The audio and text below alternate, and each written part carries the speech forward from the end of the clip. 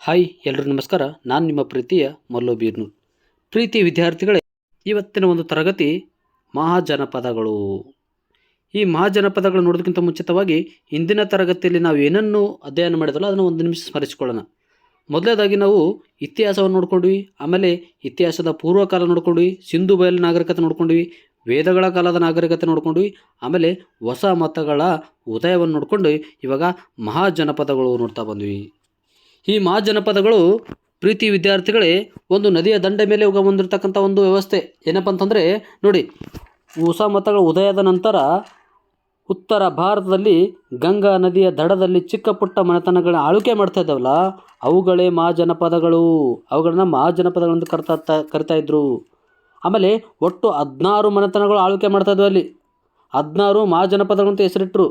ಅದು ಅಂದರೆ ವಿಚಾರ ಮಾಡಿ, 16 ಮನೆತನಗಳ ಆಳ್ವಿಕೆ ಮಾಡ್ತಿದ್ರಲ್ಲ, ಅವುಗಳ ವಿಶೇಷತೆ ಎಲ್ಲಿ ಉಲ್ಲೇಖವಾಗಿದೆ ಅಂತಂದರೆ, ಅವುಗಳ ಉಲ್ಲೇಖವಾಗಿದ್ದು ಜೈನ ಸಾಹಿತ್ಯದ ಒಂದು ಭಗವತಿ ಸೂತ್ರದಲ್ಲಿ.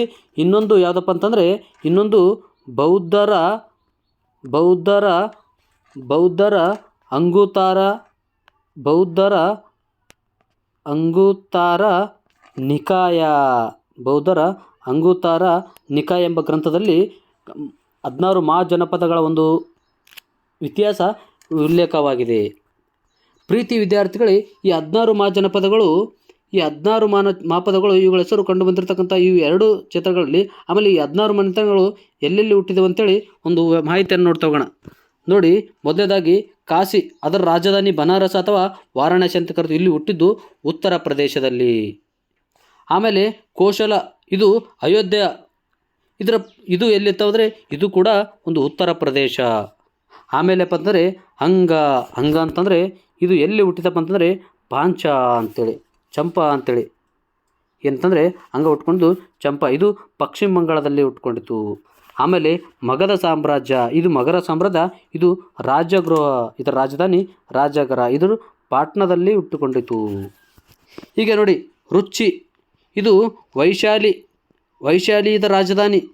ಆಮೇಲೆ ಇದು ಬಿಹಾರದಲ್ಲಿ ಹುಟ್ಕೊಳ್ತು. ಆನಂತರ ಮಲ್ಲ, ಇದು ಇದರ ರಾಜಧಾನಿ ಪವ, ಇದು ಬಿಹಾರದಲ್ಲಿ ಹುಟ್ಕೊಳ್ತು. ಆಮೇಲೆ ಛೇದ, ಇದು ಸೂಕ್ತಮತಿ, ಇದು ಎಲ್ಲಿತ್ತಂದರೆ ಉತ್ತರ ಪ್ರದೇಶ. ಆಮೇಲೆ ವತ್ಸ ಕೌಸಂಬಿ, ಇದು ಅಲಹಾಬಾದಲ್ಲಿ ಹುಟ್ಕೊಳ್ತು. ಇದರ ರಾಜಧಾನಿ ಕೌಶಂಬಿ ಆದರೆ ಇದು ಅಲಹಾಬಾದಲ್ಲಿ ಹುಟ್ಕೊಳ್ತು. ಅಂದರೆ ಮತ್ಸ್ಯ, ಇದು ವಿರಾಟನಗರ, ಅಂದರೆ ಇದು ರಾಜಸ್ಥಾನ, ಇದರ ರಾಜಧಾನಿ ವಿರಾಟನಗರ, ಇದು ರಾಜಸ್ಥಾನ. ಆನಂತರ ಕುರು, ಇದು ಇಂದ್ರಪ್ರಸ್ಥ, ಇದರ ಕುರ್ರ ರಾಜಧಾನಿ ಇಂದ್ರಪ್ರಸ್ಥ, ಇದು ದೆಹಲಿ. ಆಮೇಲೆ ಪಾಂಚಾಲ, ಇದು ತಾಪಿಲ್ಯ ಅಂತೇಳಿ ಇದರ ಒಂದು ಬಿಹಾರದಲ್ಲಿ ಹುಟ್ಕೊಳ್ತು. ಆಮೇಲೆ ಆಸ್ಮಾಕ, ಪೌಂತಾಲಿ, ಇದರ ರಾಜಧಾನಿ, ಆಮೇಲೆ ಇದು ಮಹಾರಾಷ್ಟ್ರದಲ್ಲಿ ಹುಟ್ಕೊಳ್ತು. ಆಮೇಲೆ ಆಮೇಲೆ ಸುರಸೇನ, ಇದು ಅನ್ನೋದು ಮಥುರಾ ನಗರದಲ್ಲಿ, ಇದು ಉತ್ತರ ಪ್ರದೇಶ. ಆಮೇಲೆ ಆವಂತಿ, ಇದರ ರಾಜಧಾನಿ ಉಜ್ಜಯಿನಿ, ಇದು ಕೂಡ ಉತ್ತರ ಪ್ರದೇಶ. ಆಮೇಲೆ ಗಾಂಧಾರ, ಇದು ತಕ್ಷಶಿಲ, ಇದು ಎಲ್ಲಿಂದಪ್ಪ ಅಂದರೆ ಪಾಕಿಸ್ತಾನದಲ್ಲಿ ಕಂಡು ಬರ್ತಕ್ಕಂಥದ್ದು. ಆಮೇಲೆ ಕಾಂಬೋಜ, ಇದು ರಾಜಪುರ, ಇದರ ರಾಜಧಾನಿ. ಇದೆಲ್ಲಪ್ಪ ಅಂತಂದರೆ ರಾಜಪುರ ರಾಜಧಾನಿ, ಇದು ಅಫ್ಘಾನಿಸ್ತಾನದಲ್ಲಿ ಕಂಡು ಬರುತ್ತದೆ. ಈಗ ನೋಡಿ, 16 ಮಹಾಜನಪದಗಳು ನೋಡ್ತಗೊಂಡ್ವಿ. ಪ್ರೀತಿಯ ವಿದ್ಯಾರ್ಥಿಗಳೇ, ಈ 16 ಮಹಾಜನಪದಗಳಲ್ಲಿ, ಈ 16 ಮನೆತನಗಳಲ್ಲಿ ಒಂದು ಮನೆತನ ಮಾತ್ರ ಒಂದು ಶ್ರೇಷ್ಠ ಮನೆತನವಾಗಿ ಹೊರಹೊಮ್ಮುತ್ತದೆ. ಅದೇ ಯಾವುದಂತಂದರೆ ಮಗಧ ಸಾಮ್ರಾಜ್ಯ. ಈ ಮಗಧ ಸಾಮ್ರಾಜ್ಯ ಪ್ರಸ್ತುತ ಬಿಹಾರದ ಒಂದು ಮಗಧ ಎನ್ನಲಾಗಿದೆ. ಇದೇನು ಈ ಪ್ರಸ್ತುತ ಬಿಹಾರದದ್ದು.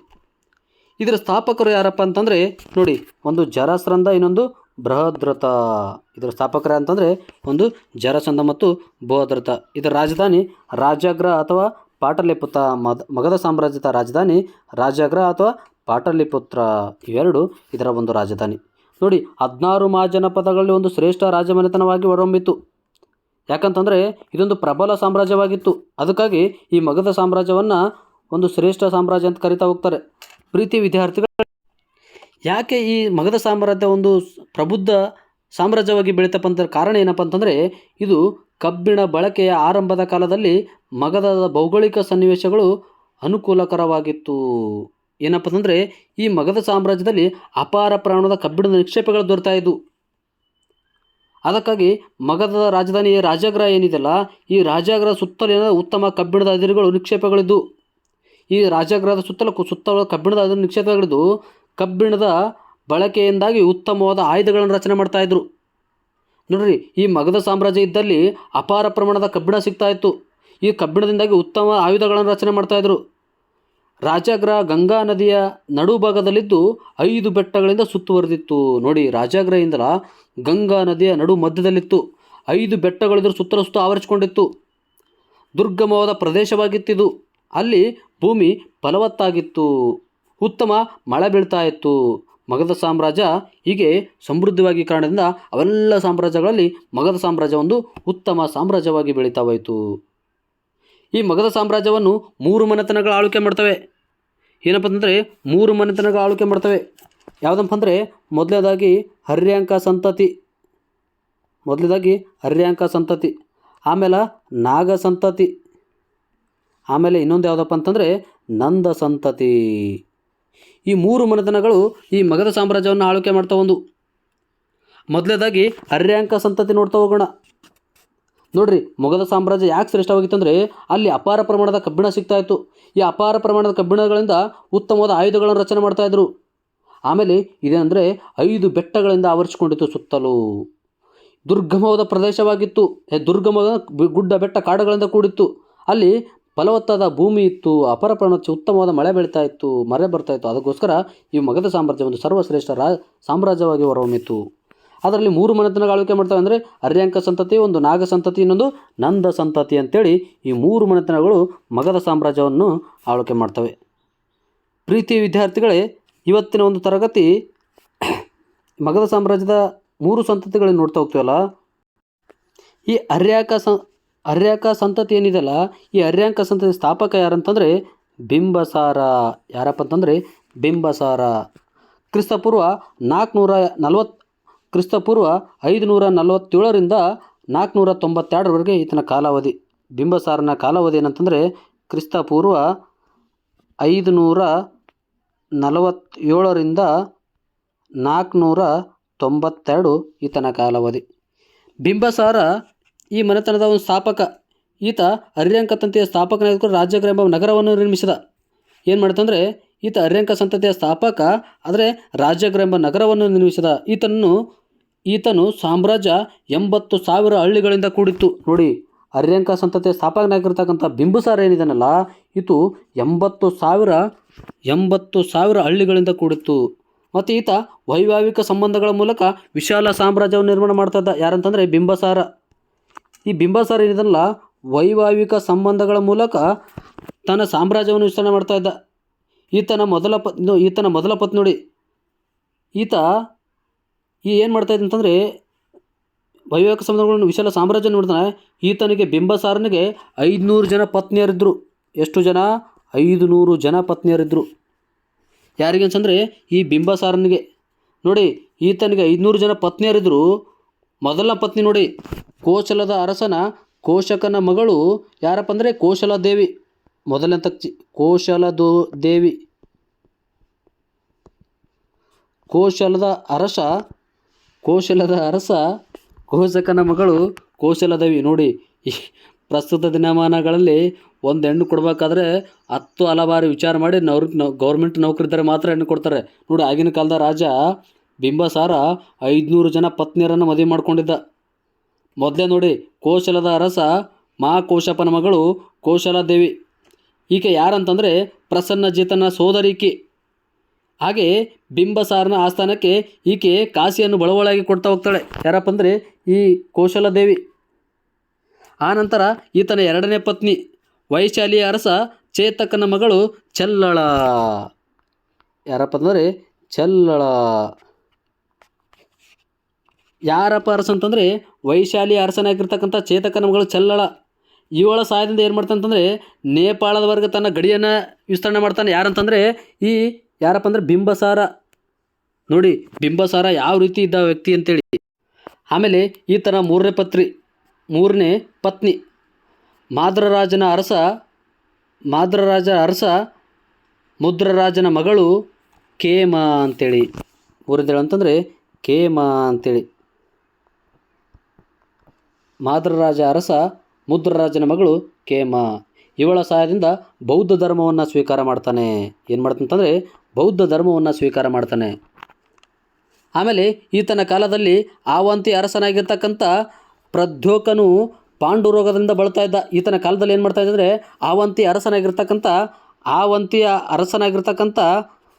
ಪ್ರದ್ಯೋಕನು ಪಾಂಡುರಂಗದಿಂದ ಬಳಲುತ್ತಿರ್ತಕ್ಕಂಥ ಸಂದರ್ಭದಲ್ಲಿ ಆಗ ಬಿಂಬಸಾರ ಏನು ಮಾಡ್ತಾನಂತಂದರೆ ತನ್ನ ಆಸ್ಥಾನದಲ್ಲಿರ್ತಕ್ಕಂಥ ಪ್ರಸಿದ್ಧ ವೈದ್ಯ ಯಾರಂತಂದರೆ ಜೀವಕನನ್ನು ಇವನ ರೋಗಕ್ಷೇಮಕ್ಕಾಗಿ ಕಳಿಸ್ಕೊಡ್ತಾನೆ. ಎಲ್ಲಿ ಕಳಿಸ್ಕೊಡ್ತಾನೆ ಅಂತಂದರೆ ಆವಂತಿ ಕಳಿಸ್ಕೊಡ್ತಾನೆ. ಈ ರೋಗವನ್ನು ಗುಣಪಡಿಸಿ ಅವನೊಂದಿಗೆ ಉತ್ತಮವಾದ ಸ್ನೇಹವನ್ನು ಬೆಳೆಸ್ಕೊಂಡ್ಬಿಟ್ಟ. ಯಾರಂತಂದರೆ ಈ ಬಿಂಬಸಾರ. ನೋಡಿ ಬಿಂಬಸಾರ ಮುಂದೆ ಯಾವ ರೀತಿ ಇದಾತಂತಂದರೆ ತನ್ನ ಮಗನಿಂದ ಕೊಲೆ ಆಗ್ತಾನೆ ಬಿಂಬಸಾರ. ಅಂಗದ ಮೇಲೆ ದಾಳಿ ಮಾಡಿ ಅರಸ ಬ್ರಹ್ಮದತ್ತನನ್ನು ಸೋಲಿಸಿ ಚಂಪಕವನ್ನು ವಶಪಡಿಸ್ಕೊಂಡ್ಬಿಟ್ಟ.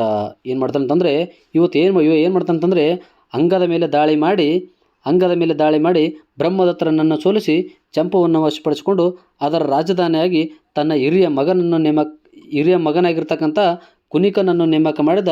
ಇದರಿಂದ ಕೋಪಗೊಂಡ್ಬಿಡ್ತಾರೆ ಯಾರಂತಂದರೆ ಇವನ ಮಗನಾಗಿರ್ತಕ್ಕಂಥ ಅಜಾತಶತ್ರು.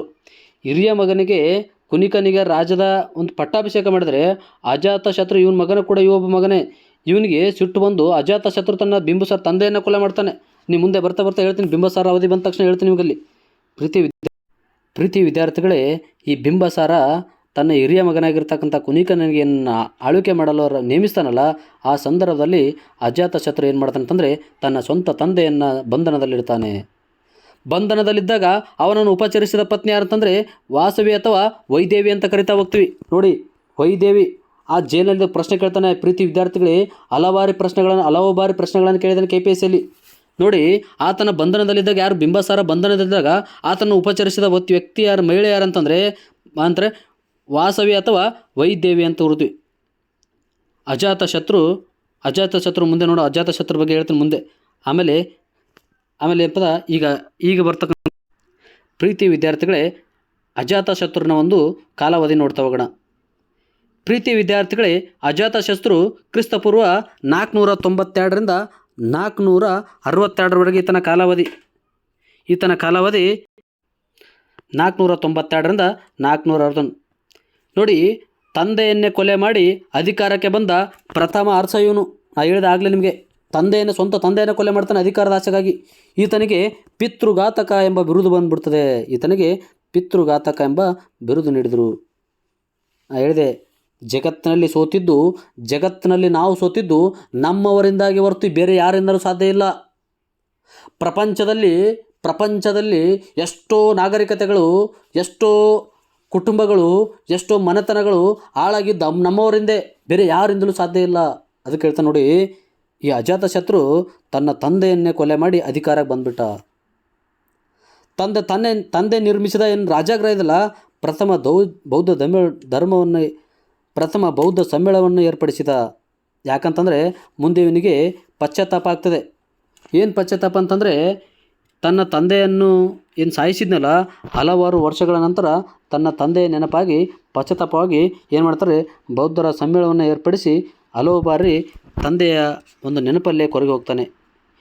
ಈತ ಉತ್ತರಾಧಿಕಾರಿಯಾದಾಗ ಉದಯನ್ ಪಾಟಲಿಪುತ್ರ ನಗರವನ್ನು ನಿರ್ಮಿಸಿದ. ಈತ ಏನು ಮಾಡಿದಂದರೆ ಉದಯನ್ ಪಾಟಲಿಪುತ್ರ ನಗರವನ್ನು ನಿರ್ಮಿಸಿದ. ಆಮೇಲೆ ಗೌತಮ್ ಬುದ್ಧ ಮತ್ತು ಅಜಾತಶತ್ರುನ ಭೇಟಿಯಾದಾಗ ಭಾರತ ಶಾಸನವು ತಿಳಿಸುತ್ತದೆ. ಏನಂತಂದರೆ ಗೌತಮ್ ಬುದ್ಧ ಮತ್ತು ಅಜಾತಶತ್ರು ಇಬ್ಬರು ಭೇಟಿಯಾಗ್ತಾರೆ. ಅದು ಎಲ್ಲಿ ತೋರಿಸ್ತಂದರೆ ಭಾರತ ಎಂಬ ಶಾಸನದ ತಿಳಿದು ಬರ್ತದೆ. ಆಮೇಲೆ ಅಜಾತಶತ್ರು ಲಿಚ್ಛವಿಯ ವಂಶದವರನ್ನು ಸೋಲಿಸಿ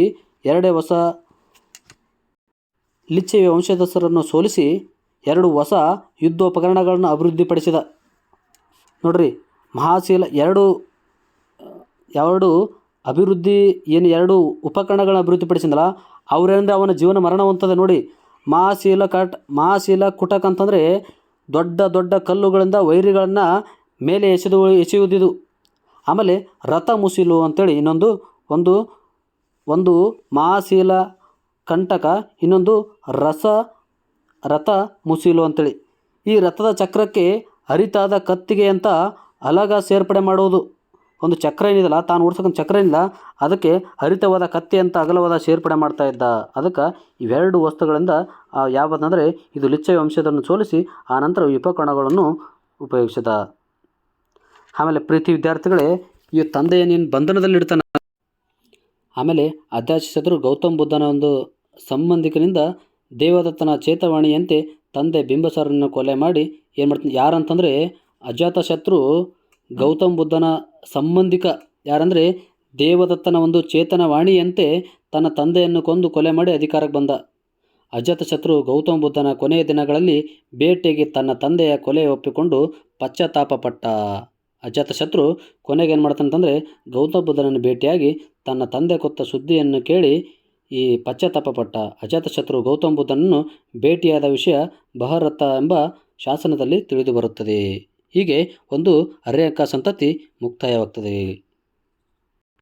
ಪ್ರೀತಿ ವಿದ್ಯಾರ್ಥಿಗಳೇ, ಈ ನಿಚ್ಚವೆಯ ಏನಪ್ಪ ಅಂತಂದರೆ ಈ ಅಜಾತಶಸ್ತ್ರ ಏನಿದನಲ್ಲ, ಈ ಅಜಾತಶತ್ರು ಬಗ್ಗೆ ಇನ್ನೊಂದಿಷ್ಟು ಸ್ವಲ್ಪ ಮಾಹಿತಿಯನ್ನು ತಿಳಿದುಕೊಡೋಣ. ಪ್ರೀತಿ ವಿದ್ಯಾರ್ಥಿಗಳೇ, ಈತ ಏನು ಮಾಡ್ತಾನಂತಂದರೆ ಅಧಿಕಾರಕ್ಕೆ ಬಂದ ಕೂಡಲೇ ತನ್ನ ಸೋದರ ಮಾವ ಪ್ರಸನ್ನಜಿತನನ್ನು ಸೋಲಿಸಿ ಅವನ ಮಗಳಾಗಿರ್ತಕ್ಕಂಥ ವಿಜಯಳನ್ನು ಅಪಹರಿಸಿಕೊಂಡು ಬಂದು ಮದುವೆ ಆದ.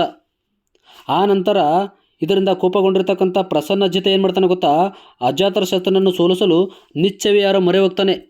ಈ ನಿಚ್ಚವೆಯರ ಮೊರೆ ಹೋದಾಗ ಅಜಾತಶತ್ರುನನ್ನು ಸೋಲಿಸಲು 3600 ಒಕ್ಕಟ್ಟು ಸೈನ್ಯವನ್ನು ರಚನೆ ಮಾಡ್ತಾರೆ. ಆದರೆ ಅಜಾತಶತ್ರು ಲಿಚ್ಛವಿಯ 3600 ಒಕ್ಕೂಟ ವಿರುದ್ಧ 16 ವರ್ಷಗಳ ಕಾಲ ಏಕಾಂಗಿಯಾಗಿ ಹೋರಾಟ ಮಾಡ್ತಾನೆ. ಅಜಾತಶತ್ರು ಮಾಡಿ ತಾನು ಕಂಡು ಹಿಡಿದ 2 ಅಸ್ತ್ರಗಳನ್ನ ಹೇಳಿದ್ನಲಾಗಲೇ, ಒಂದು ಮಹಾಶೀಲಕಂಟಕ ಮತ್ತಿನ್ನೊಂದು ರಥಮುಶಿಲು ಅಂತ ಹೇಳಿದ್ನಲ್ಲ, ಅದರಿಂದಲೇ ಅವನ ಮರಣ ಆಗ್ತದೆ. ಕ್ರಿಸ್ತಪೂರ್ವ 483ರಲ್ಲಿ ರಾಜಾಗರ ಎಂಬ ಸ್ಥಳದಲ್ಲಿ ಮೊದಲ ಬೌದ್ಧ ಧರ್ಮವನ್ನು ಸಮ್ಮೇಳನ ಏರ್ಪಡಿಸಿ ಅಲ್ಲೇ ಇವನು ಜೀವನ ಅಲ್ಲಿಗೆ ಇವರು ಮುಕ್ತಾಯವಾಗ್ತದೆ. ಆಮೇಲೆ ಉದಯನ್ ಅಂತೇಳಿ ಬರ್ತಾನೆ. ಕ್ರಿಸ್ತಪೂರ್ವ 460ರಿಂದ 444ರವರೆಗೆ ಈತ ಗಂಗಾ ಮತ್ತು ಸೋನ ನದಿಯ ಸಂಗಮದ ಸ್ಥಳದಲ್ಲಿ ಕುಸುಮಾಪುರ ಎಂಬ ಒಂದು ಪಾಟಲಿಪುತ್ರ ಎಂಬ ನಗರವನ್ನು ನಿರ್ಮಿಸಿ ಅದೇ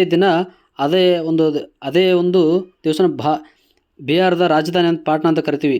ಏನು ಗಂಗಾ ನದಿಯ ಸೋನಾ ನದಿಗಳ ಸಂಗಮದ ಸ್ಥಳದಲ್ಲಿ ಏನು ಕುಸುಮಾಪುರ ಏನು ಉದಾಯ್ತಲ್ಲ, ಅದೇ ಬಿಹಾರದ ರಾಜಧಾನಿ ಪಾಟ್ನಾ ಆಯಿತು ಅಂತ. ಆ ನಂತರ ಬರೋದೇ ಏನಪ್ಪ ಅಂತಂದರೆ ಎರಡನೇದಾಗಿ ನಾಗ ಸಂತತಿ.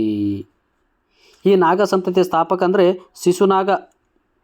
ಈ ಪ್ರಸಿದ್ಧ ಅರಸ ಕಾಲ ಅಶೋಕ ಇವನ ವೈಶಾಲ್ಯಲ್ಲಿ ಎರಡನೇ ಬೌದ್ಧ ಸಮ್ಮೇಳನವನ್ನು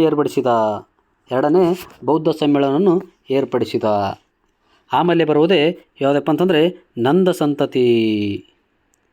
ಈ ನಂದ ಸಂತತಿ ಇದು ಭಾರತ ದೇಶವನ್ನು ಆಳಿದ ಪತ್ರಿಯೇತರ ಕ್ಷತ್ರಿಯೇತರ ಸಂತತಿ.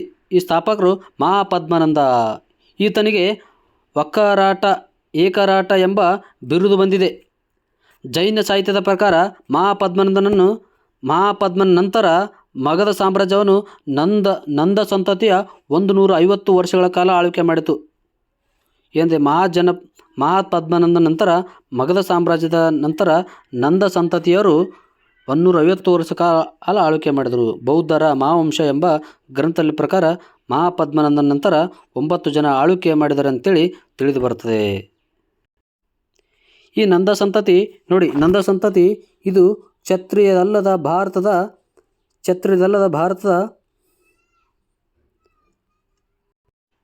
ಈ ಸಂತತಿಯಲ್ಲಿ ಸುಮಾರು 16 ಜನ ಅರಸರು ಆಳ್ವಿಕೆ ಮಾಡಿದ್ದಾರೆ ಅಂತ ಹೇಳಿದ್ನಲ್ಲ. ಕೊನೆಯ ಅರಸ ಅಂತಂದರೆ ಧನಾನಂದ. ಯಾರಪ್ಪ ಅಂತಂದರೆ ಧನಾನಂದ.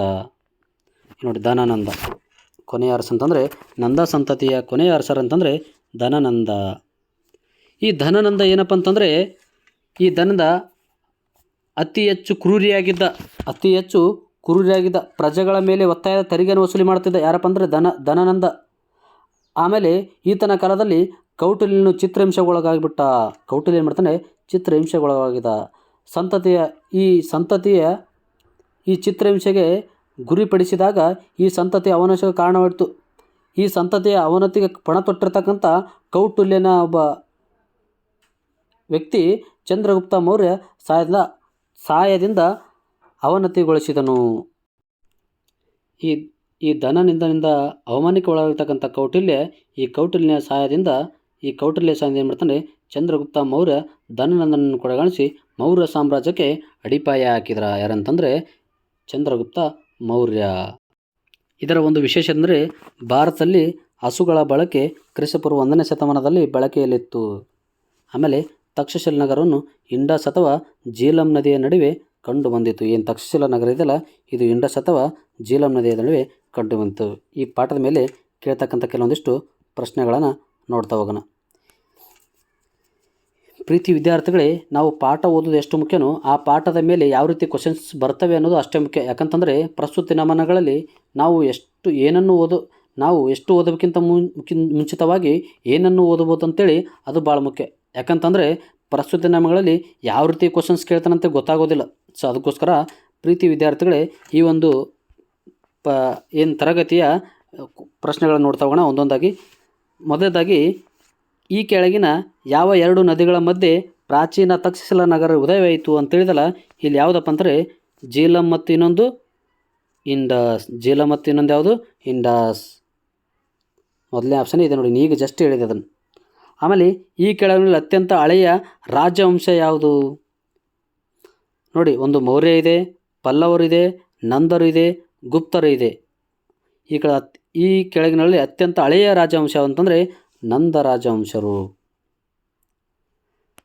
ಆಮೇಲೆ ಭಾರತದಲ್ಲಿ ಹಸುಗಳ ಬಳಕೆ ಇದ್ದದ್ದು ಭಾರತದಲ್ಲಿ ಹಸುಗಳ ಬಳಕೆ ಇದ್ದದ್ದು ಆಗಲೇ ಹೇಳಿದೆ ನಾನು, ಕ್ರಿಸ್ತಪೂರ್ವ 1ನೇ ಶತಮಾನ.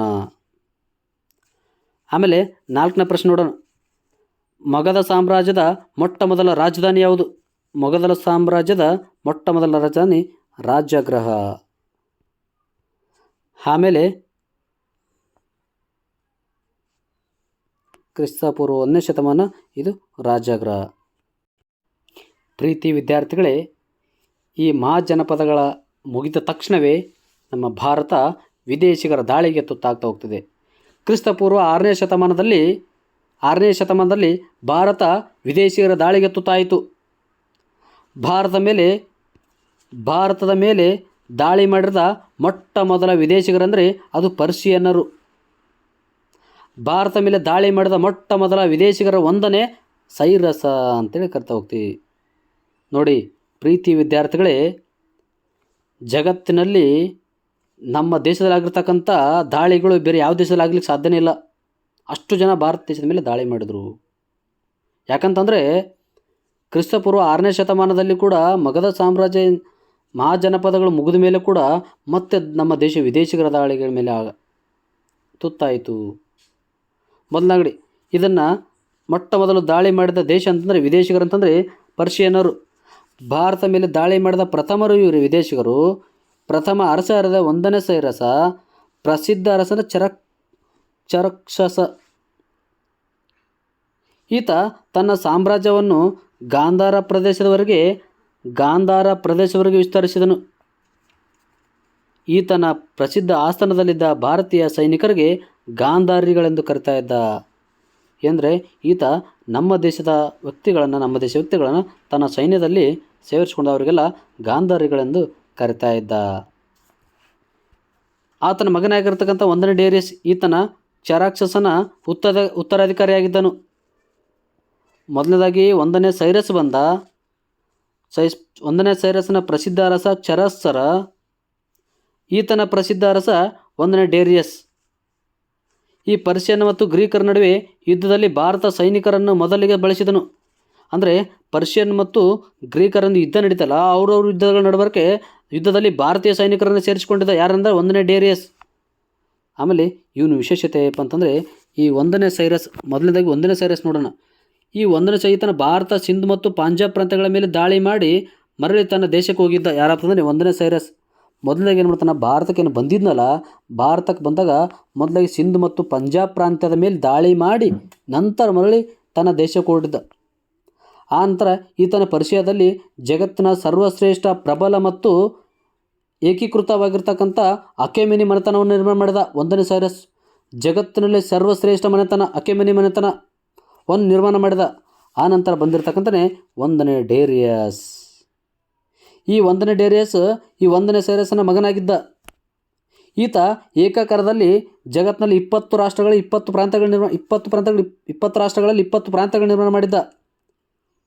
ಏನಪ್ಪ ಅಂತಂದರೆ ಈ 1ನೇ ಡೇರಿಯಸ್ ಇದನ್ನಲ್ಲ, ಈ 1ನೇ ಡೇರಿಯಸ್ ಏಕಕಾಲದ ಜಗತ್ತಿನಲ್ಲಿ 20 ರಾಷ್ಟ್ರಗಳಲ್ಲಿ 20 ಪ್ರಾಂತ್ಯಗಳು ನಿರ್ಮಾಣ ಮಾಡಿ ವಶಪಡಿಸಿಕೊಂಡಿದ್ದನು. ಈತ ಕ್ರಿಸ್ತಪೂರ್ವ 518ರಲ್ಲಿ ಭಾರತ ಸಿಂಧು ಪ್ರಾಂತ್ಯದ ಆಕ್ರಮಿಸಿ ಆತ 20 ಪ್ರಾಂತ್ಯವಾಗಿತ್ತು 20 ಪ್ರಾಂತ್ಯಗಳ ಮೇಲೆ ದಾಳಿ ಮಾಡಿ 20 ಪ್ರಾಂತ್ಯಗಳನ್ನು ವಶಪಡಿಸಿಕೊಂಡು ಬಿಟ್ಟಿದ್ದ ಭಾರತ ಮೇಲೆ ದಾಳಿ ಮಾಡಿ. ಗ್ರೀಕ್ ಇತಿಹಾಸಕಾರ ಜೀನಸೇನ ಎಂಬ ಬರವಣಿಗೆಯಲ್ಲಿ ತಿಳಿದು ಬರ್ತದೆ. ಭಾರತ ಮೇಲೆ 1ನೇ ಡೇರಿಯಸನ್ ದಾಳಿ ಮಾಡಿದ್ನಲ್ಲ, 20 ಪ್ರಾಂತ್ಯಗಳ ಮೇಲೆ ದಾಳಿ ಮಾಡಿ 20 ಪ್ರಾಂತ್ಯಗಳನ್ನು ಆಳ್ವಿಕೆ ಮಾಡಿದ ಪಡೆದುಕೊಂಡಲ್ಲ, ಅದು 1ನೇ ಜೀನಸೇನ ಎಂಬ ಬರವಣಿಗೆ ತಿಳಿದು ಬರ್ತದೆ. ನೋಡಿ, 1ನೇ ಡೇರಿಯಸನಿಂದ ಈತ ಸಿಂಧು ಪ್ರಾಂತ್ಯದಿಂದ ವಾರ್ಷಿಕವಾಗಿ 1 ಕೋಟಿ ರೂಪಾಯಿ ಮೌಲ್ಯದ ಚಿನ್ನವನ್ನು ಅದಿರನ್ನು ಪರ್ಷಿಯಾ ದೇಶಕ್ಕೆ ರಫ್ತು ಮಾಡ್ತಾ ಇದ್ದ. ನೋಡಿ, ಭಾರತ ಮೇಲೆ ದಾಳಿ ಮಾಡಿದ ಅಷ್ಟೇ ಅಲ್ಲದೆ ಪ್ರತಿ ವರ್ಷ 1 ಕೋಟಿ ರೂಪಾಯಿ ಮೌಲ್ಯದ ಚಿನ್ನವನ್ನು ಅದಿರನ್ನು ಪರ್ಷಿಯಾ ದೇಶಕ್ಕೆ ಕಳಿಸ್ತಾ ಇದ್ದ. ಇದು ಎದರಲ್ಲಿ ತಿಳಿಬಾರ್ದಂತೆ ಪರ್ಸಿಪೋಲಿಸ್ ಅಥವಾ ನಕ್ಷ ಎ ರುಸ್ತಮ್ ಎಂಬ ಶಾಸನಗಳಲ್ಲಿ ತಿಳಿದು ಬರ್ತದೆ. ಈತ ಸ್ಥಾಪಿಸಿದ ಜರಾಸ್ಟ್ರಿಯನ್ ಧರ್ಮವನ್ನು ತನ್ನ ರಾಜ್ಯದ ಧರ್ಮವನ್ನಾಗಿ ಮಾಡಿಕೊಂಡ. ಜರಾಸ್ಟ್ರಿಯನ್ ರಾಜ್ಯವನ್ನು ನಿರ್ಮಾಣ ಮಾಡಿದ್ನಲ್ಲ, ಆ ಧರ್ಮವನ್ನು ತನ್ನ ರಾಜ್ಯದ ಧರ್ಮವನ್ನಾಗಿ ಮಾಡಿಕೊಂಡ. ಜರಾಸ್ಟ್ರಿಯನ್ ಧರ್ಮವನ್ನು ಜೀವನದ ಎಂದರೆ ಒಳಿತು ಅಥವಾ ಕೆಡಕುಗಳ ನಡುವೆ ನಿರಂತರವಾದ ಹೋರಾಟವೇ ಒಂದು ಶಕ್ತಿ ಅಂತ ಹೇಳಿದ. ಈ ಧರ್ಮದ ಒಳ್ಳೆಯ ದೇವರು ಮಜ್ಜ, ಈ ಧರ್ಮದ ಕೆಟ್ಟ ದೇವರೇ ಐರ್ಮಾನ. ಈ ಧರ್ಮವೇ ಮುಂದೆ ಪಾರ್ಸಿಗಳ ಧರ್ಮವಾಗಿ ಪರಿವರ್ತನೆ ಆಯಿತು. ಪಾರ್ಸಿಗಳ ಪವಿತ್ರ ಗ್ರಂಥ ಜಂಡ ಅವಸ್ಥೆ ಅಂತೇಳಿ. 1ನೇ ಡೇರಿಯಸನ್ ನಂತರ 1ನೇ ಚರಾಕ್ಷಸ ಅಧಿಕಾರಕ್ಕೆ ಬರ್ತಾನೆ. ಈತ 1ನೇ ಡೇರಿಯಸನ ಮಗ. ನೋಡಿ, 1ನೇ ಸೈರಸನ ಮಗ 1ನೇ ಡೇರಿಯಸನ ಮಗ ಚರಾಕ್ಷಸ್. ಈತ ಡೇರಿಯಸನ ಮಗ. ಈತ ಭಾರತ ಒಳಗು ಮತ್ತು ಹೊರಗು ತನ್ನ ಸಾಮ್ರಾಜ್ಯವನ್ನು ವಿಸ್ತರಿಸಿದ. ಚರಾಕ್ಷಸ್ ಭಾರತೀಯರ ತನ್ನ ಆಡಳಿತದಲ್ಲಿ ಸೈನಿಕರನ್ನಾಗಿ ನೇಮಿಸಿಕೊಂಡು ವಿಶೇಷವಾದ ಮೊಟ್ಟಮೊದಲ ಅರಸ. ಭಾರತೀಯರ ತನ್ನ ಸೈನ್ಯ ತನ್ನ ಆಡಳಿತದಲ್ಲಿ ನೇಮಿಸಿಕೊಂಡು ವಿಶೇಷವಾಗಿ ನೇಮಕ ಮಾಡಿಕೊಳ್ತಿದ್ದ. ಈತ ಆಡಳಿತದಲ್ಲಿ ಭಾರತ ಸೈನಿಕರ ಗುಂಪಿಗೆ ಗಾಂಧಾರ್ಯ ಅಂತ ಕರೆದ. ಆಗಲೇ ಹೇಳಿದ್ನಲ್ಲ, ಗಾಂಧಾರ್ಯ ಅಂತ ಕರಿತಾ ಹೋಗ್ತಿದ್ದ. ಅಂದರೆ ಈ ಥರದ ವಿಶೇಷತೆಗಳು ನೋಡಿ, ಪರ್ಷಿಯನ್ನರ ದಾಳಿಗಳಿಂದಾಗಿ ಪರ್ಷಿಯನ್ನರ ದಾಳಿಯಿಂದ ಭಾರತ ಏನೇನು ಇದಾಯಿತು ಅಂತೇಳಿ, ಪರ್ಷಿಯರ ದಾಳಿಯಿಂದಾಗಿ ಭಾರತೀಯ ರಾಜ್ಯ ಅಥವಾ ಸಾಮ್ರಾಜ್ಯ ಕಟ್ಟುವ ಮನೋಭಾವ ಬೆಳೆಸಿಕೊಂಡಿತು. ಪರ್ಷಿಯನ್ನರ ದಾಳಿಯಿಂದಾಗಿ ಶಾಸನಗಳು ರಚಿತವಾದವು. ಅವುಗಳು ಬಳಕೊಡುವ ಕಲೆಯನ್ನು ಹೊಂದಿದವು. ಖರೋಷ್ಠಿ ಲಿಪಿ ಬಗೆಯನ್ನು ತಿಳಿದುಕೊಂಡರು. ಆಮೇಲೆ ಶಿಕ್ಷಕರನ್ನು ನೇಮಿಸಿಕೊಳ್ಳುವ ಒಂದು ಪದ್ಧತಿ ರೂಢಿಸಿಕೊಂಡರು. ಚಿನ್ನ ಮತ್ತು ಬೆಳ್ಳಿಯ ನಾಣ್ಯಗಳನ್ನು ಚಾಲನೆ ತಂದರು. ಆ ನಂತರ ಈ ಚರಾಕ್ಷಸನ ನಂತರ ಬರೋದೇ ಮೆಸಡೋನಿಯಾದ ಗ್ರೀಕರು. ಈ ಮೆಸಡೋನಿಯಾದ ಗ್ರೀಕರು ಭಾರತ ಮೇಲೆ ದಾಳಿ ಮಾಡಿದ ಎರಡನೇ ವಿದೇಶಿಗರು. ಭಾರತ ಮೇಲೆ ದಾಳಿ ಮಾಡಿದ ಗ್ರೀಕರ ಅರಸ ಅಲೆಕ್ಸಾಂಡರ್. ಮೆಸಡೋನಿಯಾದ ಅರಸ ಅಲೆಕ್ಸಾಂಡರ್. ಗ್ರೀಕ್ ದೇಶದ ಒಬ್ಬ ಅರಸ ಅಲೆಕ್ಸಾಂಡರ್ ಬಗ್ಗೆ ಇಷ್ಟರು ಕೇಳಿದರೆ ಮೈಯೆಲ್ಲ ರೋಮಾಂಚನವಾಗ್ತಾ ವಿದ್ಯಾರ್ಥಿಗಳೇ. ಯಾಕಂತಂದರೆ ಅಲೆಕ್ಸಾಂಡರ್ ಜಗತ್ತನ್ನು ಗೆದ್ದಿರ್ತಕ್ಕಂಥ ಅಲೆಕ್ಸಾಂಡರ್ ಭಾರತದಲ್ಲಿರ್ತಕ್ಕಂಥ ಒಬ್ಬ ಮಹಿಳೆ ಕೈಯಿಂದ ಸೋತೋಗ್ತಾನೆ. ಜಗತ್ತಿನಲ್ಲಿ ನನ್ನಷ್ಟು ಸರ್ವಶ್ರೇಷ್ಠ ಯಾರೂ ಇಲ್ಲ. ಜಗತ್ತನ್ನು ಗೆದ್ದಿರ್ತಕ್ಕಂಥ ನಾನು ವಿಶ್ವದಲ್ಲಿ ಯಾವುದೇ ರಾಷ್ಟ್ರದ ಜೊತೆ ಗೆದ್ದು ಮತ್ತೆ ಯಾರಾದ್ರಿಂದ ಅವ್ರನ್ನ ಗೆಲ್ತೀನಿ ಅಂತೇಳಿ ಹೊರಟಿರ್ತಕ್ಕಂಥ ಅಲೆಕ್ಸಾಂಡರ್ನ ಒಬ್ಬ ಮಹಿಳೆ ಹಾಮನ್ನು ಇಳಿಸಿದಳು. ಮುಂದೆ ನಿಮ್ಗೆ ಹೇಳ್ತಾ ಹೋಗ್ತೀನಿ ಪ್ರೀತಿ ವಿದ್ಯಾರ್ಥಿಗಳೇ. ಪರ್ಷಿಯರಿಂದ ವಿಷಯದಲ್ಲಿ ಭಾರತೀಯರಿಗೆ ಅರಸರು ಶಿಲೆಗಳ ಮೇಲೆ ಹೆಚ್ಚಿನ ಶಾಸನಗಳು ಕೆತ್ತುವ ಸ್ತ್ರೀಯರಿಗೆ ಅಂಗರಕ್ಷಕರಾಗಿ ನೇಮಕ ಮಾಡಿ ಆಗಲೇ ಹೇಳಿದೆ. ಆಮೇಲೆ ಭಾರತೀಯರ ಖರೋಷ್ಠಿ ಲಿಪಿಯನ್ನು ಕಲಿತರು ಅಂತ ಹೇಳಿದೆ. ಇದನ್ನು ಬಲಗಡೆಯಿಂದ ಎಡಗಡೆಯವರೆಗೆ ಬರೆಯುವ ಲಿಪಿಯಾಗಿದೆ ಅಂತೇಳಿ ನಾವು ಹಿಂದಿನ ತರಗತಿಯನ್ನು ನೋಡಿದ್ವಿ. ಆಮೇಲೆ ಈಗ ಬರ್ತಕ್ಕಂಥದ್ದು ಗ್ರೀಕರು. ಮೆಸಡೋನಿಯಾ ಭಾರತ ಮೇಲೆ ದಾಳಿ ಮಾಡಿದ ಎರಡನೇ ವಿದೇಶಿಗರು ಮೆಸಡೋನಿಯಾದ ಗ್ರೀಕರು. ಅದರಲ್ಲಿ ಅಲೆಕ್ಸಾಂಡರ್ ಅಂತ ನೋಡ್ತಾ ಹೋಗ್ತೀವಿ. ಈ ಗ್ರೀಕರಲ್ಲಿ ಅಲೆಕ್ಸಾಂಡರ್ ಕ್ರಿಸ್ತಪೂರ್ವ 356ರಿಂದ 323 ಅಲೆಕ್ಸಾಂಡರ್ನ ಕಾಲಾವಧಿ. ಮೂಲ ಪ್ರದೇಶ ಮೆಸಡೋನಿಯಾ. ನಾನಿದ ಮೆಸಡೋನಿಯಾ ಗ್ರೀಕರು ಇವರು. ತಂದೆನೇ 2ನೇ ಫಿಲಿಪ್. ತಾಯಿ ಓಲಂಪಿಯ ತನ್ನ ಸ್ವಂತ ಗಂಡನನ್ನೇ ಕೊಲೆ ಮಾಡ್ತಾಳೆ. ಸ್ವಂತ ಗಂಡನನ್ನೇ ಕೊಲೆ, ಅಷ್ಟು ಕ್ರೂರಿಯಾಗಿದ್ದಳು ಓಲಂಪಿಯ.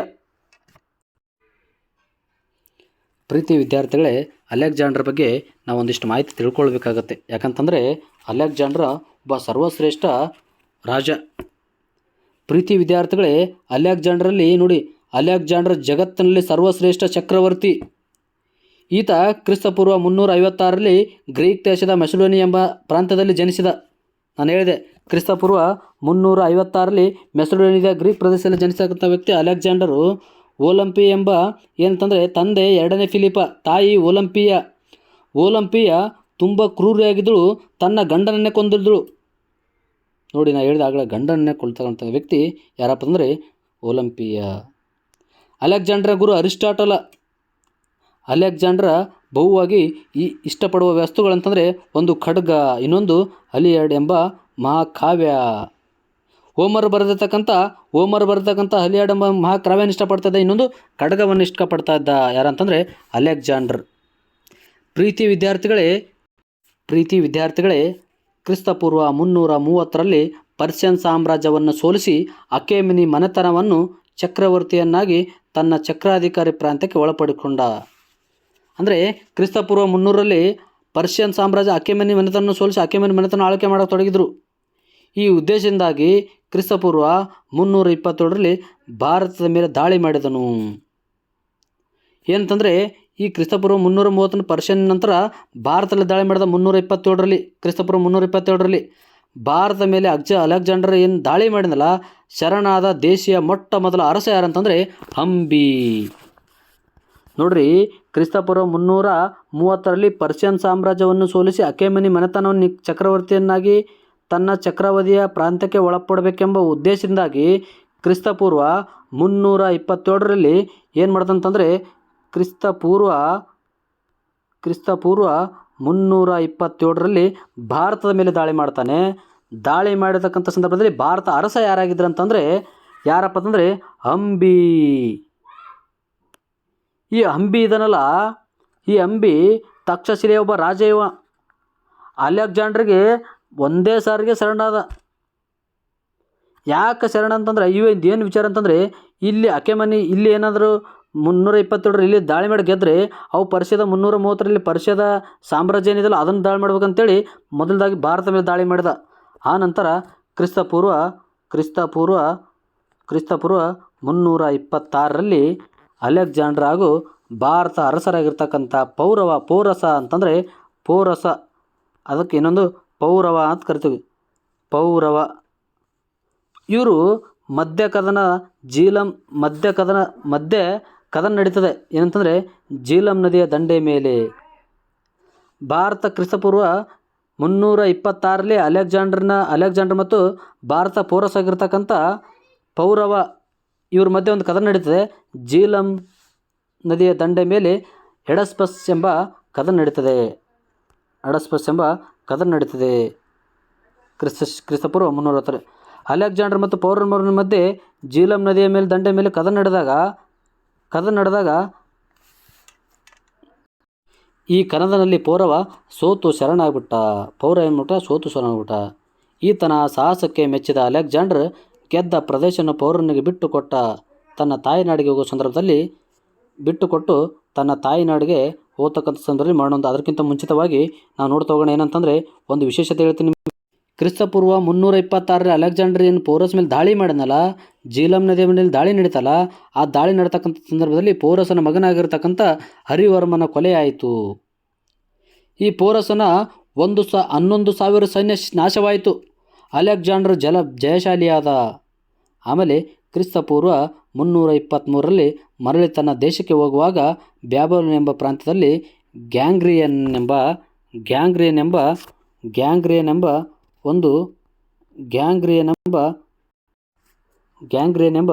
ರೋಗಕ್ಕೆ ತುತ್ತಾಗಿ ಹೋದ.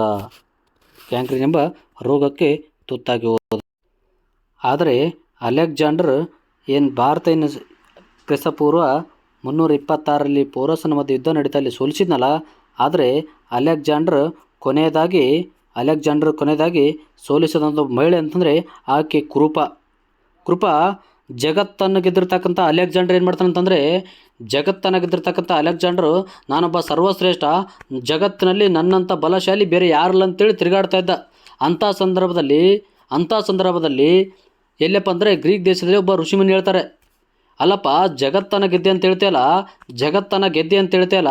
ಜಗತ್ತನ್ನು ಗೆದ್ದಿರ್ತಕ್ಕಂಥ ಅಲೆಕ್ಸಾಂಡರ್ನೇ ಭಾರತಕ್ಕೆ ಹೋಗಿ ಒಂದು ನದಿಯ ನೀರನ್ನು ತೆಗೆದುಕೊಂಡು ಬಾ ಅಂತ ಹೇಳಿದಾಗ ಭಾರತಕ್ಕೆ ಬಂದು ನದಿಯ ಲೋಟನ್ನು ತೊಗೊಂಬರ್ತಂದಾಗ ಭಾರತದಲ್ಲಿರ್ತಕ್ಕಂಥ ಒಬ್ಬ ಮಹಿಳೆ ಕೃಪಾ ಒಂದು ಚಿಕ್ಕ ಹಳ್ಳಿ ಅದು. ಆ ಹಳ್ಳಿ ದಾಟಿ ಹೋಗ್ತಕ್ಕಂಥ ಸಂದರ್ಭದಲ್ಲಿ ಹಳ್ಳಿ ಮೇಲೆ ದಾಳಿ ಮಾಡ್ತಾರೆ ಯಾರನ್ನ ಅಲೆಕ್ಸಾಂಡರ್. ಅಂಥ ಸಂದರ್ಭದಲ್ಲಿ ಒಬ್ಬ ಮಹಿಳೆಯ ಯುದ್ಧಕ್ಕೆ ಶರಣಾಗಿ ಸೋತು ಹೋಗ್ತಾನೆ ಅಲೆಕ್ಸಾಂಡರ್. ಆಕೆ ಯಾರಂತಂದರೆ ಕೃಪಾ. ಹೆಂಗೆ ಯುದ್ಧ ಮಾಡ್ತಾರಂದರೆ ಹಳ್ಳಿಯಲ್ಲಿ ಜನ ಕಾರದ ಪುಡಿಯಾಗಿ ಹೊಡಿತಾರೆ ಅಲೆಕ್ಸಾಂಡರ್ ಸೈನ್ಯವನ್ನು. ಕಲ್ಲು ಬಂಡೆಗಳನ್ನ ತೂಳಿ ಸಾಯಿಸಿಬಿಡ್ತಾರೆ. ಕಾರದ ಪುಡಿ, ಕಲ್ಲಿನ ಬಡ್ರು, ಕೊಡ್ಲಿ, ಕುರುಪಿ ಇಂಥವು ತೊಗೊಂಡು ಯುದ್ಧ ಮಾಡ್ತಾರೆ. ಹೆಂಗಂತಂದರೆ ಒಂದು ಸೈನ್ಯವನ್ನು ಬರ್ತಾ ನೋಡಿ ಅಲ್ಲಿರ್ತಕ್ಕಂಥ ಊರಿನ ಎಲ್ಲ ಮಕ್ಕಳು, ಸಣ್ಣ ಮಕ್ಕಳು ಕಲ್ಲು ತೊಗೊಂಡು ಹೊಡೆದು ಯುದ್ಧ ಮಾಡಿ ಸೋರ್ತಕ್ಕಂಥ ಒಂದು ವ್ಯವಸ್ಥೆ. ಏನಪ್ಪ ಅಲೆಕ್ಸಾಂಡರ್ ಯಪ್ಪ ಒಂದು ಚಿಕ್ಕ ಹಳ್ಳಿನ ಸೋಲ್ಸೋಕ್ಕಾಗಲಿಲ್ಲ ಅಂತೇಳಿ ಈ ಕೃಪಾಗೆ ಶರಣಾಗ್ತಾನೆ. ಯಾರಂತಂದರೆ ಅಲೆಕ್ಸಾಂಡರ್. ಈ ಪ್ರೀತಿ ವಿದ್ಯಾರ್ಥಿಗಳೇ, ಈ ವಿದೇಶಿಯರ ದಾಳಿ ಒಂದು ವಿಶೇಷತೆ ನೋಡ್ತೋಗೋಣ. ಅಲೆಕ್ಸಾಂಡರ್ ನಂತರ ಈಜಿಪ್ಟ್ನಲ್ಲಿ ಅಲೆಕ್ಸಾಂಡರ್ ಎಂಬ ನಗರವನ್ನು ನಿರ್ಮಾಣ ಮಾಡಿದ. ಯಾರಂದರೆ ಟಾಲೆಂಬಿ ಮನೆತನ ನಿರ್ಮಿಸಿದನು. ಆ ನಂತರ ಅಲೆಕ್ಸಾಂಡರ್ಗೆ ಕುದುರೆ ಹೆಸರು ಗುಸೆಪಾಲರಸ್. ಅಲೆಕ್ಸಾಂಡರ್ ಕುದುರೆ ಹೆಸರು ಗುಸೆಪಾಲಸ್. ಆಮೇಲೆ ಭಾರತಕ್ಕೆ ಭೇಟಿ ನೀಡಿದ ಅಲೆಕ್ಸಾಂಡರ್ ರಾಯಭಾರಿ ಅಂದರೆ ಅರಿಸ್ಟೋಬುಲಸ್ ಭಾರತಕ್ಕೆ ಭೇಟಿ ನೀಡಿದ. ಆಮೇಲೆ ಅಲೆಕ್ಸಾಂಡರ್ ಭಾರತಕ್ಕೆ ಖೈಬರ್ ಕಣಿವೆ ಮೂಲಕ ಬಂದ. ಹೆಂಗೆ ಬಂದಂತಂದರೆ ಖೈಬರ್ ಕಣಿವೆ ಮೂಲಕ ಬಂದ. ಖೈಬರ್ ಕಣಿವೆ ಭಾರತಕ್ಕೆ ಬಂದಲ್ಲ, ನಂದ ಅರಸ ಧನನಂದ ಅಲೆಕ್ಸಾಂಡರ್ ಆಳ್ವಿಕೆ ಮಾಡ್ತಾಯಿದ್ದ. ಅಲೆಕ್ಸಾಂಡರ್ ಭಾರತದಲ್ಲಿ 27 ತಿಂಗಳ ಕಾಲ ಇದ್ದು ಭಾರತದಲ್ಲಿ ಹಾಲು ಜೇನು ಅಥವಾ ಹಾಲು ಜೇನು ನಾಡು ಎಂದು ಕರೆದು ಹೋದ. ಅಲೆಕ್ಸಾಂಡರ್ ಅಂತಂದರೆ ಲಾಸ್ಟಿಗೆ ಕೊನೆಯದಾಗಿ ಭಾರತವನ್ನು 27 ತಿಂಗಳ ಕಾಲ ವಾಸ ಮಾಡಿದ್ನಲ್ಲ, ಅದಕ್ಕೆ ಹಾಲು ಜೇನು ನಾಡು ಎಂದು ಕರೆದು ಹೋದ. ಆದರೆ ಭಾರತ ದೇಶದ ಮೊಟ್ಟ ಮೊದಲ ದೇಶದ್ರೋಹಿ ಎಂಬ ಬಿರುದು ತಕ್ಷಶಿಲೆಯ ದೊರೆಯನ್ನಾಗಿರ್ತಕ್ಕಂಥ ಅಂಬಿಕನನ್ನು ಕರಿತಾ ಹೋಗ್ತೀವಿ. ಪ್ರೀತಿ ವಿದ್ಯಾರ್ಥಿಗಳೇ, ಈ ಒಂದು ಪಾಠಕ್ಕೆ ಸಂಬಂಧಿಸಿದಂತೆ ಕೆಲವು ಪ್ರಶ್ನೋತ್ತರಗಳು ನೋಡ್ತಾ ಹೋಗೋಣ. ಏನಪ್ಪ ಅಂತಂದರೆ, ಪ್ರಾಚೀನ ಗ್ರೀಕರ ವಸಾಹತು ನೀತಿಯ ಮುಖ್ಯ ಉದ್ದೇಶ ಏನಾಗಿತ್ತು? ಪ್ರಾಚೀನ ಗ್ರೀಕರ ವಸಾಹತು ನೀತಿ ಮುಖ್ಯ ಉದ್ದೇಶ ಏನಾಗಿತ್ತಪ್ಪ ಅಂತಂದರೆ ಭೂಪ್ರದೇಶದ ವಿಸ್ತರಣೆ, ಸಂಸ್ಕೃತ ವಿಸ್ತರಣೆ, ವಿದೇಶಿ ವ್ಯಾಪಾರದ ವಿಸ್ತರಣೆ, ಆಳ್ವಿಕೆ ವಿಸ್ತರಣೆ, ಭೂಪ್ರದೇಶದ ವಿಸ್ತರಣೆ. ಇವ್ರದ್ದೇನಪ್ಪ ಮುಖ್ಯ ಉದ್ದೇಶ ಅಂದರೆ ಭೂಪ್ರದೇಶದ ವಿಸ್ತರಣೆಯಾಗಿತ್ತು. ಆಮೇಲೆ ಎರಡನೇದೇನಪ್ಪ ಅಂದರೆ ಪ್ರಾಚೀನ ಭಾರತ ದಾಳಿಕೋರರಿಗೆ ಸಂಬಂಧಿಸಿದ ಈ ಕೆಳಗಿನ ಯಾವುದು ಅನುಕ್ರಮ? ಪ್ರಾಚೀನ ಭಾರತ ದಾಳಿಕೋರರಿಗೆ ಸಂಬಂಧಿಸಿ ಈ ಕೆಳಗಿನ ಯಾವುದು ಅನುಕ್ರಮ ಅಂತಂದರೆ ನೋಡಿ ಪ್ರೀತಿ ವಿದ್ಯಾರ್ಥಿಗಳು, ಮೊದಲು ಗ್ರೀಕರು, ಶಕರು, ಕುಶನರು, ಶಕರು. C option ಶಕರು, ಗ್ರೀಕರು, ಕುಶನರು, ಗ್ರೀಕರು. ಯಾವುದು ಆನ್ಸರ್ ಹೇಳಿ ನೋಡುವ. ಯಾವುದಪ್ಪ ಅಂದರೆ ಗ್ರೀಕರು, ಶಕರು, ಕುಶನರು. ಮುಂದೆ ಬರ್ತಾ ಎಲ್ಲ ಹೋಗ್ತಾರೆ. ಗ್ರೀಕರು, ಶಕರು, ಕುಶನರು ಬರ್ತಾ ಹೋಗ್ತಾರೆ. ಅಲೆಕ್ಸಾಂಡರ್ನಿಗೆ ಶರಣಾದ ಯಾವತ್ತಂದರೆ ಮೊದಲನೇ ಆಪ್ಷನ್ ಗ್ರೀಕರು, ಶಕರು, ಕುಶನರು. ಆಮೇಲೆ ನೋಡಿ ಮೂರನೇ ಕ್ವಶನ್, ಅಲೆಕ್ಸಾಂಡರ್ನಿಗೆ ಶರಣಾದ ಹೋರಾಡಿದ ನಿಜವಾದ ದೇಶಭಕ್ತ ಯಾರಂತಂದರೆ ಅಲೆಕ್ಸಾಂಡರ್ನಿಗೆ ಶರಣಾಗದೆ ಹೋರಾಡಿದ ನಿಜವಾದ ದೇಶಭಕ್ತ ಎಂದರೆ ಪೋರಸ. ಆಮೇಲೆ ಅಲೆಕ್ಸಾಂಡರ್ ದಾಳಿ ಅವಧಿಯಲ್ಲಿ ಉತ್ತರ ಭಾರತವನ್ನು ಆಳುತ್ತಿದ್ದವರು ಯಾರಂತಂದರೆ ನಂದರು, ಮೌರ್ಯರು, ಶುಂಗರು, ಕಣ್ವರು. ಯಾವಂತಂದರೆ ನಂದರು. ಯಾರಪ್ಪ ಅಂದರೆ ನಂದರು. ಭಾರತದಲ್ಲಿ ರೋಮನ್ನರ ಬಂದ ನೆಲೆಸಿದ ಸ್ಥಳ ಪತ್ತೆಯಾಗಿರುವುದು. ಭಾರತದಲ್ಲಿ ರೋಮನ್ನರು ಬಂದು ನೆಲೆಸಿದ ಸ್ಥಳ ಪತ್ತೆಯಾಗಿದ್ದು ಎಲ್ಲಿ? ಉಜ್ಜಯಿನಿ, ಕ್ಷುದ್ರಕ, ಕೋಸಂಬಿ, ಅರಿಕಮೇಡು. ಎಲ್ಲಪ್ಪ ಅಂದರೆ ಅರಿಕಮೇಡು. ಹೀಗೆ ಪ್ರೀತಿ ವಿದ್ಯಾರ್ಥಿಗಳೇ, ಮುಂದಿನ ಒಂದು ತರಗತಿಯಲ್ಲಿ ನಾವು ಬರೇ ಸರ್ ಏನಪ್ಪ ಅದು ಮುಂದೆ ಪೇಪರ್ ಅದು ನೋಡಿ ಹೇಳ್ತಾರಂತಲ್ಲ, ಅದ್ರ ಹಿನ್ನೆಲೆ ನೋಡಿ ಹೇಳೋದು ದೊಡ್ಡದು. ಯಾಕಂತಂದರೆ ನಾನು ಬರೀ ಅದು ಇಮೇಜ್ ಸ್ವಲ್ಪ ಇಟ್ಟು ನೋಡಿರ್ತೀನಿ ಅಷ್ಟೇ. ಮೇನ್ ಕಾನ್ಸೆಪ್ಟ್ ಏನಂತ ನಿಮ್ಗೆ ಗೊತ್ತಾಗಲಿ ಅಂತೇಳಿ ಇಟ್ಟಿರೋದು ಅಷ್ಟೇ. ಅದರ ಹಿನ್ನೆಲೆ ನೋಡಿ ಈ ಒಂದು ಚಾಪ್ಟರ್ದಲ್ಲಿ ಅಲೆಕ್ಸಾಂಡರ್ ಬಗ್ಗೆ ಎಷ್ಟು ಸ್ವಲ್ಪ ಇದೆ, ಆದರೆ ಅದರ ಅಲೆಕ್ಸಾಂಡರ್ ಮಹತ್ವ ಎಷ್ಟಿದೆ ಹೇಳಿದ್ನಲ್ಲ. ಪ್ರೀತಿ ವಿದ್ಯಾರ್ಥಿಗಳೇ, ಹೆಚ್ಚಿನ ಮಾಹಿತಿಗಾಗಿ ಇನ್ನೂ ಹೆಚ್ಚು ಚೆನ್ನಾಗಿ ಎಲ್ಲ ಪಾಠ ಮಾಡ್ತಾ ಹೋಗ್ತೀನಿ. ಆದರೆ ಆದಷ್ಟು ಎಲ್ಲರಿಗೂ ಶೇರ್ ಮಾಡ್ತಾ ಹೋಗಿ. ಎಲ್ಲರಿಗೂ ಯಾಕಂತಂದರೆ ಶೇರ್ ಮಾಡ್ತಾದಿಂದ ಹೆಚ್ಚಿನ ಜನರಿಗೆ ವಿಷಯಗಳನ್ನ ಮುಟ್ತಾ ಹೋಗ್ತದೆ. ಪ್ರಸ್ತುತ ದಿನಮಾನಗಳಲ್ಲಿ ನಾವು ಎಷ್ಟು ಓದ್ತೀವಿ ಅನ್ನೋದು ಮುಖ್ಯ. ಯಾಕಂತಂದರೆ ಕಾಂಪಿಟೇಟಿವ್ ಫೀಲ್ಡಲ್ಲಿ ತುಂಬ ಇದಾಗಿ ಬರ್ತಾಯಿದೆ. ಮುಂದೆ ಕಠಿಣವಾದ ಕ್ರಮಗಳು ಬರ್ತಾ ಹೋಗ್ತವೆ. ಅದಕ್ಕೋಸ್ಕರ ಪ್ರೀತಿ ವಿದ್ಯಾರ್ಥಿಗಳೇ, ನಿಮಗೆ ಈ ತರಗತಿ ಇಷ್ಟವಾದಲ್ಲಿ ಪ್ರತಿಯೊಬ್ಬರು ಏನಾದರೂ ಮಿಸ್ಟೇಕ್ಸ್ ಇದ್ದರೆ ಕಮೆಂಟ್ಸ್ ಮಾಡಿ. ಅದರ ಮುಖಾಂತರ ನಿಮ್ಮ ಒಂದು ಅನಿಸಿಕೆಯನ್ನು ವ್ಯಕ್ತಪಡಿಸ ಹೋಗ್ರಿ. ಆಮೇಲೆ ಸಬ್ಸ್ಕ್ರೈಬ್ ಮಾಡಿರಿ, ಶೇರ್ ಮಾಡಿರಿ. ಹೀಗೆ ಮುಂದಿನ ಎಲ್ಲ ದಿನಮಾನಗಳಲ್ಲಿ ಪ್ರಾಚೀನ ಭಾರತ ಇತಿಹಾಸ ಮುಗಿಸ್ತೀನಿ, ಆಮೇಲೆ ಮಧ್ಯ ಭಾರತ ಇತಿಹಾಸ ಮುಗಿಸ್ತೀನಿ, ಆಮೇಲೆ ಆಧುನಿಕ ಭಾರತ ಸಂಪೂರ್ಣ ಒಂದು ಇತಿಹಾಸದ ಭಾಗವನ್ನು ಮುಗಿಸಿ ಆ ನಂತರ ಮುಂದೆ ಮತ್ತೆ ಬೇರೆ ವಿಷಯಗಳನ್ನ ಕಂಪ್ಲೀಟ್ ಮಾಡ್ತಾ ಹೋಗೋಣ. ಯಾಕಂತಂದರೆ ನಾವು ಇದೊಂದು ಮಾಡ್ತಾ ಹೋದ್ರೆ ನಡೆಯಂಗಿಲ್ಲ. ಅದಕ್ಕೆ ನಾನು ರೆಗ್ಯುಲರಾಗಿ ಸ್ಟಾರ್ಟ್ ಮಾಡಿದ್ದು. ಪ್ರಾಚೀನ ಭಾರತ ಒಂದು ಕಂಪ್ಲೀಟ್ ಆದ ತಕ್ಷಣ ಮಧ್ಯಯುಗನ ಭಾರತ ಇತಿಹಾಸ ಸ್ಟಾರ್ಟ್ ಮಾಡೋದು. ಮಧ್ಯಯುಗನ ಭಾರತ ಇತಿಹಾಸ, ಆಧುನಿಕ ಭಾರತ ಇತಿಹಾಸ ಇಷ್ಟಕ್ಕೆ ಸಂಬಂಧಪಟ್ಟ ಸಂಪೂರ್ಣವಾದ ವಿಷಯವನ್ನು ತಿಳಿತಾವೆ. ಹೀಗೆ ಒಂದು ವಿಶೇಷತೆ ತರಗತಿಗೆ ಮುಂದೆ ಹಂಗೆ ನೋಡ್ತಾ ಹೋಗೋಣ. ನೀವೆಲ್ಲರೂ ವೇಟ್ ಮಾಡ್ತಾರ್ರಿ. 3ನೇ ತಾರೀಕಿಂದ ನಾನು ಲೈವ್ ಬರ್ತಾ ಹೋಗ್ತೇನೆ ಮೇಲಿಂದ. ಯಾಕಂದರೆ ನಾನು ಒಂದು ಕಡೆ ಹಳ್ಳಿಯಲ್ಲಿ ಇರೋದರಿಂದ ಸ್ವಲ್ಪ ಅಡಚಣೆ ಉಂಟಾಗುತ್ತದೆ ಇಲ್ಲೆಲ್ಲ ವ್ಯವಸ್ಥೆಗಾಗಿ 3ನೇ ತಾರೀಕು ತನಕ ಅದೆಲ್ಲ ಸೆಟ್ ಮಾಡಿಕೊಂಡು 3ನೇ ತಾರೀಕಿಂದ ನಾನು ಲೈವ್ ಬರುವ ಎಲ್ಲ ಸಾಧ್ಯತೆಗಳಿವೆ. ಲೈವ್ ಬಂದು ನಿಮಗೆ ಹೀಗೆ ಮುಂದೆ ಹೆಚ್ಚಿನ ಮಾಹಿತಿಯನ್ನು ನೀಡ್ತಾ ಹೋಗ್ತೀನಿ. ಥ್ಯಾಂಕ್ ಯು ಪ್ರೀತಿ ವಿದ್ಯಾರ್ಥಿಗಳು, ಧನ್ಯವಾದಗಳು. ಶೇರ್ ಮಾಡಿರಿ, ಸಬ್ಸ್ಕ್ರೈಬ್ ಮಾಡಿರಿ. Thank you.